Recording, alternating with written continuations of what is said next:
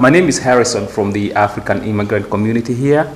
I want to bring to your attention that we have a huge growing African immigrant community, and from the last census, we had over 100,000 registered voters.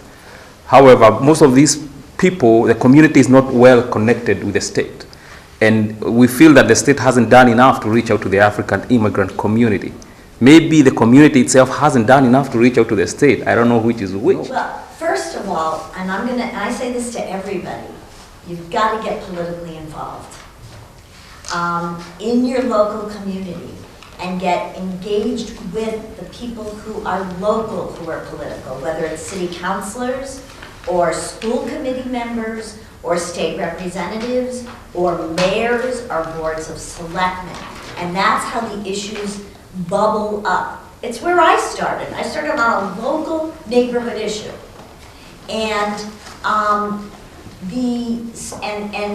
I think within the Treasurer's Office, we have the Asian American Commission, and until 2006, the Asian community had no representation within the state government.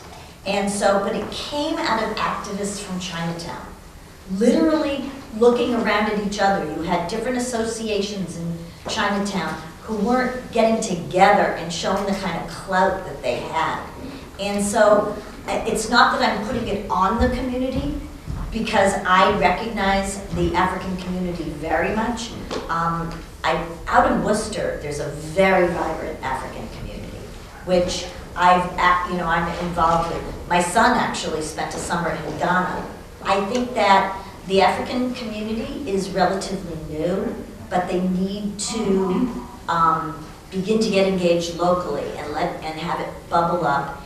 And but they do have state representatives, and they do have city councilors, and they've got to just rattle the I sort of say, shake things up a little and demand recognition. When I was a selectman in Brookline, and I'm the fourth generation of my family in Brookline. The Asian community has been in Brookline a very, very long time, and nobody knew anything about it. And so I was really pushing for Asians to run for public office, for school committee, for the Board of Selectmen, for Asians to apply for positions in the fire department, in the police department, in the public works department, so their faces were seen, and giving examples. And that was really how I got very, very involved with the Asian community, and in particular, I've been a mentor to quite a number of Asian young women. And so, but it requires some self-pushing out there, and then also people like me who say, come on, let's go, and talks about it. And so it's, but I do think Worcester is a really good example, because Africans are becoming very prominent in the business community and giving back too, and getting a lot of support from Mayor Petty and the city councilors. So it can happen, and I'd be excited to be working with you on issues that you care about.